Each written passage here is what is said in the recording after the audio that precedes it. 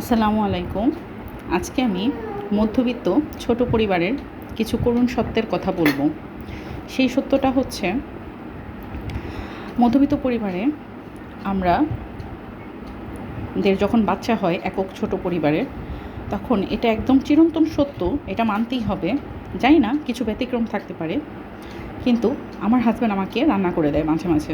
কারণ এতটুকু একটা ছোট বাচ্চা নিয়ে, আমার বেবির বয়স প্রায় 4 মাস, রান্নাবান্না করা সিজারিয়ান পেশেন্ট হিসেবে সবার শরীরের কন্ডিশন এক থাকে না, কিন্তু তারপরও আমার অবস্থা ভেদে আমি সবসময় রান্না করতে পারি না। দেখা গিয়েছে আমি বুয়া রাখতে ভয় পাই।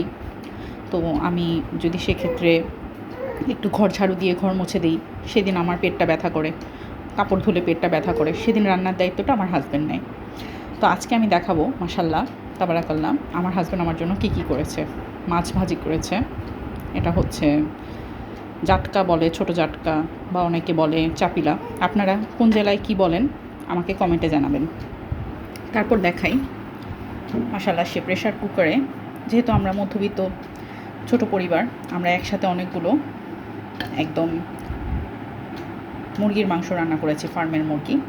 এই সেই কালার, কি সুন্দর সে তেল উঠিয়েছে। এবং আমি জানি না, আমরা যেহেতু ঢাকাবাসী, আমাদের দেশি মুরগি, ফার্মের মুরগি বলে আমরা কোনো কিছু আলাদা করে স্বাদ আমরা পাই না।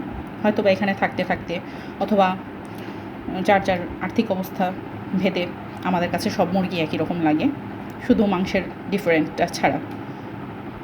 তো মাশাআল্লাহ, আমি ঝোল নিয়েছি, আলু নিয়েছি, এটা 2-3 দিনের রান্না একসাথে। এবং কালারটা যে এত সুন্দর এসেছে, আর কালারটার চাইতে বড় কথা হচ্ছে স্বাদও মাশাআল্লাহ, মনে হচ্ছে না যে এটা দেশি মুরগির থেকে কোনো অংশে কম। কারণ আমি দেশি মুরগিও রান্না করে দেখেছি, জানি না আপনাদের কী মতামত থাকবে, আমাকে জানাবেন। যে দেশি মুরগির আমি ওই মশলাটা, যে মজাদার ঘ্রাণটা, ওটা ফার্মের মুরগিতেও পাই আমি, যদি সেটা ভালো মতো রান্না করা হয়। যেমন আদাটা যেন একদম ফ্রেশ দেশি আদা হয়। তারপর রসুনের অংশ কম দিবেন, অনেকেই রসুন বেশি দেয়, কিন্তু আমি রসুন কম দিয়ে রান্না করে দেখেছি, খুবই মজা লাগে। এবং যে পাত্রে রান্না করবেন, পাত্রটা যেন এর আগে কোনো কাজে রান্না হয়ে থাকলে সেটা ভালো করে যেন অন্য আগের রান্নার যেন গন্ধ না থাকে। সব দিক বিবেচনা করে রান্না করলে আমি দেখেছি মশলা, আলু, ঝোলের যে ঘ্রাণ, দেশি মুরগিটা একই রকম।